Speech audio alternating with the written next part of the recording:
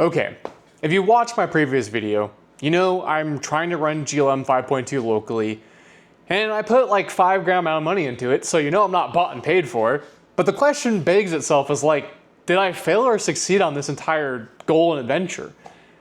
And I kind of failed a little bit, I'm not gonna lie. And it's interesting. I think what I wanna do is I wanna tell you what I ran into, because if you wanna run these large models yourself locally, or just any model, this is stuff you really need to know, because it's stuff that it wasn't super clear to me at first, even with my research. And now that I've actually done it in real life, I have a different perspective on it now. And I just wanna share it with you so at least you know the result of the experiment and what I think about it.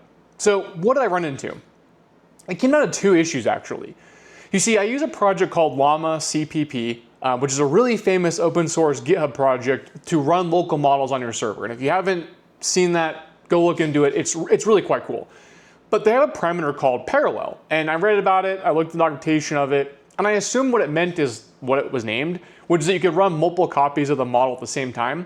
So even if like you had like, let's say 16 tokens a second, you could at least run 4 copies potentially, and you would get at least 4 times the amount of work done. That's not how it works at all. Like, it completely threw me for a loop. What it actually does is does a round robin based queue. And so if I give it like, let's say 4 things to work on, it has to finish the first one before it does the next one. So like, why was it called parallel? Anyways, they're fantastic guys, those developers, so I'm not gonna fault them for that. But that's a misunderstanding as far as the documentation was concerned.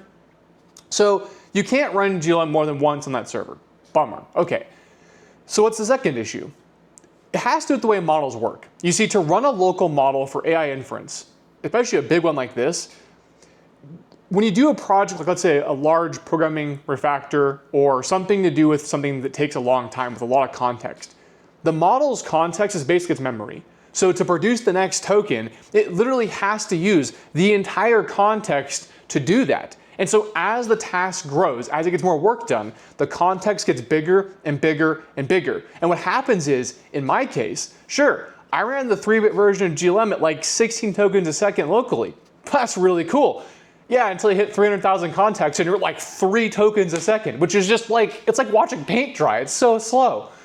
And so like, the project's not a failure, but like that kind of kills it. Like, I can't really get work done with it because it would just take forever. In fact, I'll even prove the point to you. I have a code base of like 400 unit tests that are failing that I know how to fix, and I could do that, right? So I gave the model, my local one, I said, hey, go fix these 400 unit tests. It should be pretty clear cut how to do that. I also gave that exact same prompt and same work to a paid version of GLM, and guess what? The paid version chewed through the entire thing in a day, done, completed, perfect. Awesome. How'd the local model do? Well, I'm like 4 days in, it's not even halfway done. So it's like I burned 2,000 watts of power for 4 days continuously just about, and I'm not even half done with the task. Is it a failure? Well, no, I think it's gonna succeed eventually at completing the task a week from today, but like, that's just not, for what I'm doing, that's not as interesting. So then the question really like remains, right? Like, what do you do with this big server? It has like 320 gigs worth of VRAM. So if it's not a failure, what can you do with it? Well, I'll give you an example. The parallel parameter for Llama doesn't do what it said what I thought it did. Okay, let's be fair.